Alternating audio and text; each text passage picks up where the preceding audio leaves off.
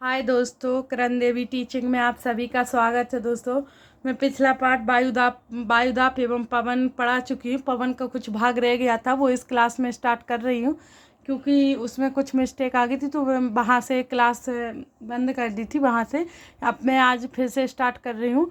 और जो पार्ट रह जाता है दोस्तों, मैं दूसरी क्लास में उसको कर देती हूँ, इसलिए मैं पूरा करती हूँ। जहाँ से छूटता वहीं से दूसरी क्लास में स्टार्ट कर देती हूँ, इसलिए आप पूरे देखते जाइए तो आपको समझ आएगा। पिछली भी देखिए, फिर देखिए ये सब, और ये देखिए, पिछली भी देख सकते हो, जैसा भी आपको देखना हो। मैं इसके साथ क्वेश्चन आंसर भी करा दूंगी। कुछ मिस्टेक के कारण वो क्लास वहाँ से रुक गई थी, नहीं तो मैं पूरा ही करवाती। और देखो, सबकी ज़िंदगी में एक शेड्यूल होता है और कई काम रहते हैं, तो उसमें व्यस्त हो जाता आदमी, तो वो मैं कुछ मिस्टेक के कारण वो रुक गई थी, वो नहीं मैं आपको बता सकती हूँ, सॉरी दोस्तों। और इस वीडियो को लाइक सब्सक्राइब कीजिए, क्योंकि तभी आपके पास वीडियो का नोटिफिकेशन आ पाएगा और आप अगली वीडियो को वॉच कर सकोगे। पहले प्लीज़ गाइस लाइक सब्सक्राइब कर दीजिए, क्योंकि एक लाइक सब्सक्राइब से आपका कुछ नहीं जाएगा। उससे मेरा काम, मुझे हिम्मत बढ़ेगी, मुझे और अच्छा लगेगा मुझे पढ़ाने में कि आप कुछ तो मेरे लिए कर रहे हैं, मैं कुछ तो इम्पोर्टेंट हूँ, मैं कुछ तो कर रही आपके लिए, तो इसलिए आप कर सकते हो। और आज चलो मैं उससे आगे का स्टार्ट करती हूँ। मैंने स्थायी पवने बता दिया था, मौसमी पवने भी बता दिया था, स्थानीय पवने ही स्टार्ट करना था, मैं वहाँ से रुक गया था वीडियो। चलो मैं इसमें बता देती हूँ सारा, और इसके क्वेश्चन आंसर भी करा देती हूँ। वायुदाब करा दिया, पवन करा दिया, और आधा पवन रह गया, आज करा देती हूँ। और आर्द्रता वाला भी करा देती हूँ, फिर उसके क्वेश्चन आंसर लगाऊंगी। मैंने पूरा डिटेल से पढ़ाऊंगी, पूरी बुक का एक भी चैप्टर नहीं छोड़ूंगी, इसलिए आप देखते जाइए दोस्तों। और ऐसा देखो, कुछ अच्छी वीडियो बनाने से तो नहीं, तो मैं अच्छी वीडियो मिले तभी देखो। तुम्हें केवल उसमें से वो देखना है जो तुम्हारे एग्जाम में आना है, तो फालतू अच्छा कुछ नहीं, अच्छा कुछ नहीं होता है। जो भी आप ध्यान पूर्वक पढ़ोगे ना, सब अच्छा ही होता है। चलो टाइम ना गवाते हुए स्टार्ट करते हैं। मौसमी पवने का उदाहरण है, जैसे भारत की मानसूनी पवने को देख लो। ऋतुओं में अपनी दिशा बदलती रहती हैं, जैसे भारत की मानसूनी पवने। स्थानीय पवने, ये पवने किसी छोटे क्षेत्र में वर्ष या दिन के किसी विशेष समय में चलती हैं। उदाहरण के लिए स्थल एवं समुद्री समीर। क्या आपको भारत के उत्तरी क्षेत्र की गर्म एवं शुष्क स्थानीय पवन याद है? उसे लू कहते हैं। जैसे स्थानीय पवनें वो होती हैं, उदाहरण के लिए अपने भारत में उत्तरी क्षेत्र होता ना, वहाँ पर वर्षा भी कम होती है, और गर्म एवं शुष्क स्थानीय पवन याद होगी, जैसे लू चलती है वहाँ ज़्यादा, उत्तर में, भारत के उत्तर में। इस प्रकार से होती है स्थानीय पवनें, जो वर्ष में दिन या किसी विशेष समय में चलती हैं। जरूरी नहीं वो हमेशा चलती रहे, कभी कभी चलती हैं। गर्मियों में, गर्मी आती ना, उस टाइम चलती हैं, उत्तर में उल्लू कहते हैं उनको। ऐसे आ सकता है एग्जाम में, गर्म एवं शुष्क स्थानीय पवन को लू कहते हैं, ठीक है। फिर इसके बाद मैं बताती हूँ इसको। इसमें है कौन सा उपोष्ण है, कौन सा अधोष्ण, ध्रुवीय है, ये सब देखो दोस्तों। पहले तो बीच से गई है क्या, विषुवत रेखा, बीच से निकली है विषुवत रेखा, जो 0 डिग्री अंश पे है। विषुवत रेखा बीच में 0 डिग्री अंश पे है। विषुवत या भूमध्य रेखी है, विषुवत या भूमध्य रेखी है। फिर इसके ऊपर आती है 23.5 डिग्री पे कर्क रेखा, 23.5 डिग्री पे आती है उसके ऊपर कर्क रेखा।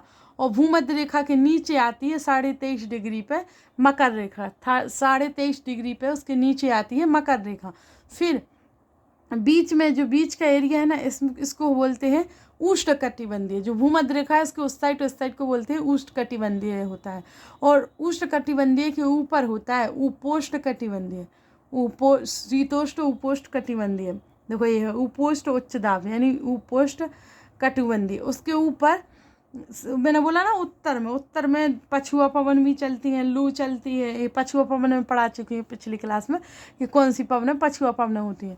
और सबसे ऊपर चाहे उच्च दाब, सबसे ऊपर हो गया ध्रुवीय पूर्वी पवन, ध्रुवीय पूर्वी पवन, अधो ध्रुवीय निम्न दाब यहाँ पर। और सबसे नीचे है ध्रुवीय पूर्वी पवन, अधो ध्रुवीय निम्न दाब, और सनातन पछुआ पवन।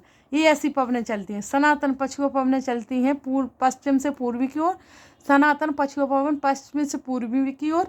ध्रुवीय पूर्वी पवन चलती है पूर्व से पश्चिम की ओर। इसी प्रकार ध्रुव से पूर्वी पवन ऊपर की चलती है पश्चिम की ओर, है सनातन पछुआ चलती है पूर्व की ओर। इस प्रकार से बीच की ही दोनों चलती हैं पश्चिम की ओर। बीच की जो भूमध्य रेखा की आई साइड पवनें होती है ना, इस साइड उस साइड, वो चलती हैं पश्चिम की ओर। मैंने बता दिया ही है। 0 डिग्री पे है 0 डिग्री पर भूमध्य रेखा और 23.5 डिग्री ऊपर है कर्क रेखा, नीचे है मकर रेखा। जबकि अपने भारत में केवल कर्क रेखा ही गुजरती है, जो कि 8 राज्यों से 14 मध्य प्रदेश के 14 जिलों से गुजरती है और 8 राज्यों से गुजरती है भारत की कर्क रेखा। और आगे स्टार्ट करते हैं हम अपना आर्द्रता ये इस प्रकार से ठंडी वायु और गर्म वायु। ठंडी वायु है जो ठंडी वायु कैसे बनती, गर्म वायु ऊपर से रहती, सबसे नीचे वर्षा होती है, जो वर्षा नीचे आती है ना, जो वर्षा आती है इसके बीच में, ये सब वर्षा आते टाइम ठंडी वायु बन जाती है, तो ठंडी हवाएं चलने लगती हैं। और भाप बन के, जब भाप बन के ऊपर जाता है पानी, तब गर्म वायु चलती है, तब भाप बन के ऊपर जाता है वायु। आर्द्रता, वायु में किसी भी समय जलवाष्प की मात्रा को आर्द्रता कहते हैं। वायु में किसी भी समय जलवाष्प की मात्रा को आर्द्रता तक कहते हैं। जब वायु में जलवाष्प ऊपर जाता है उसे आर्द्रता कहते हैं। जब वायु में जलवाष्प की मात्रा अत्यधिक होती है तो उसे हम आर्द्र दिन कहते हैं। आर्द्र दिन, जब सबसे ज़्यादा जलवाष्प की मात्रा हो तो उसे आर्द्र दिन भी कहते हैं।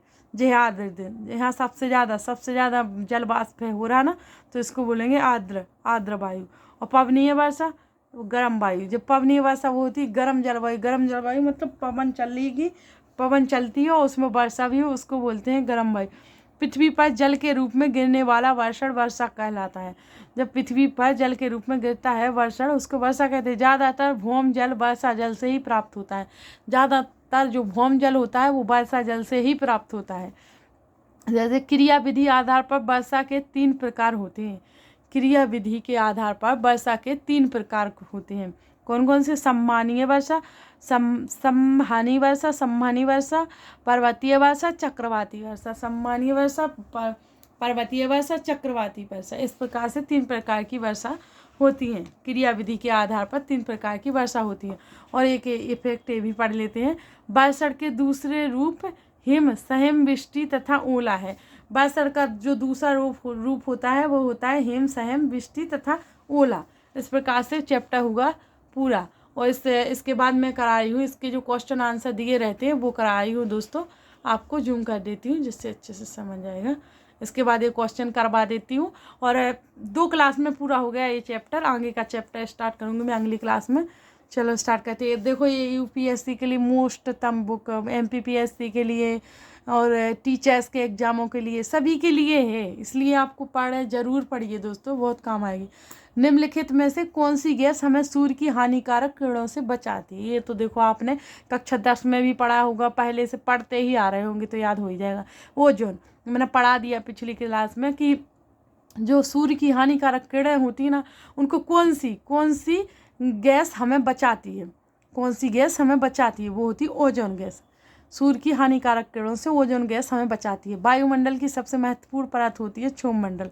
जो वायुमंडल की सबसे महत्वपूर्ण परत होती है वो होती है क्षोभमंडल।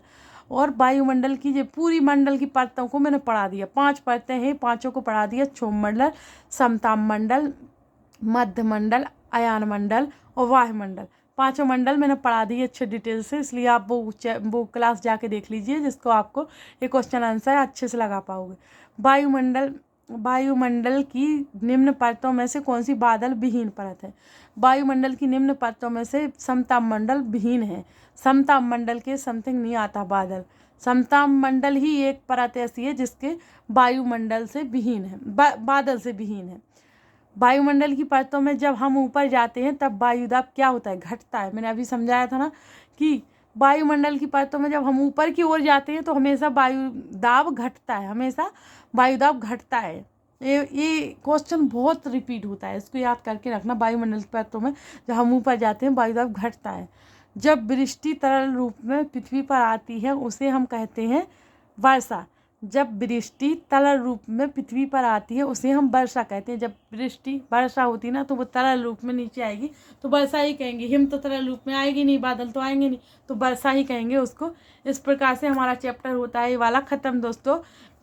इस प्रकार से मैं सारे चैप्टर को कराती जाऊंगी, उसके क्वेश्चन आंसर भी कराती जाऊंगी। आप ध्यान से देखिए और पढ़िए दोस्तों।